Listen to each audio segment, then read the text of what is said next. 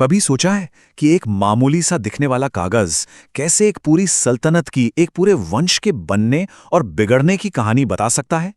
आज हम एक ऐसे ही दस्तावेज के जरिए अवध के नवाबों के 134 साल लंबे शानदार सफर पर निकलने वाले हैं।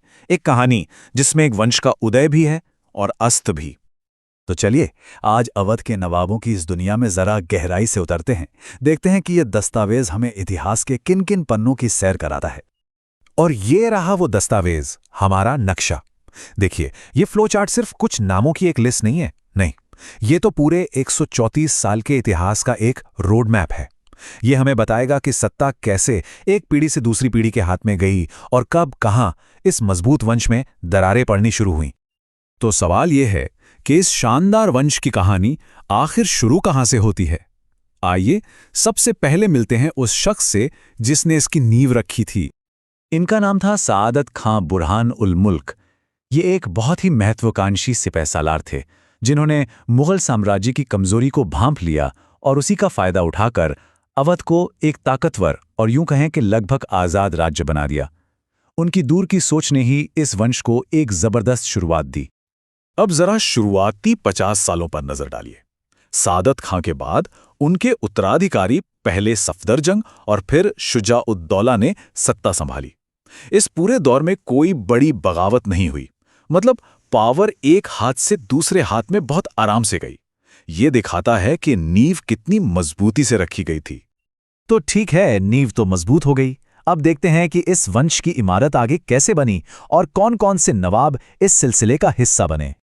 शुजा-उद-दौला के बाद आए आसिफ-उद-दौला। लखनऊ में कराए गए भव्य निर्माणों के लिए आज भी इन्हें याद किया जाता है। उनके बाद उनके बेटे वजीर अली का शासनकाल आया, जो कि बहुत छोटा था, और जल्द ही उनके भाई सादत अली ने गद्दी संभाली। तो हम देख सकते हैं कि सत्ता परिवार में ही घूम रही थी, कभी बेटे को मिली तो कभी भाई को।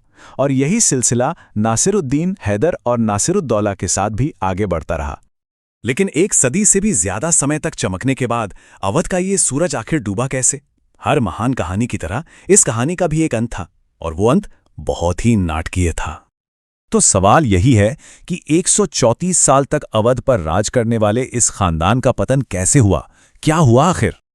और ये हैं इस कहानी के आखिरी अध्याय, वाजिद अली शाह।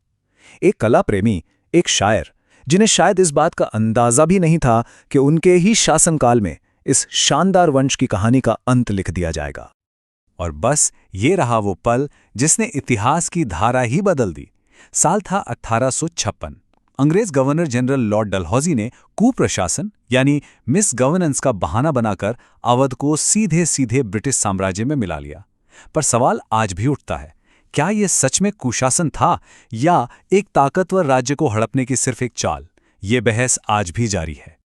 तो ठीक है, कहानी तो हमने जान ली, पर अवध के नवाबों की इस कहानी से हम सीख क्या सकते हैं? ये सिर्फ तारीखों और नामों का खेल नहीं है, बल्कि इसका मतलब कहीं ज्यादा गहरा है। 134 साल, जरा सोचिए, लगभग 5 पीढ़ियों ने इस वंश का राज देखा। ये हमें बताता है कि कुछ राजवंश वाकई कितने लंबे समय तक टिक सकते हैं। लेकिन ये कहानी हमें ये भी याद दिलाती है कि सत्ता, ताकत चाहे कितनी भी मजबूत और स्थायी क्यों न लगे, वक्त के आगे कुछ भी हमेशा के लिए नहीं होता।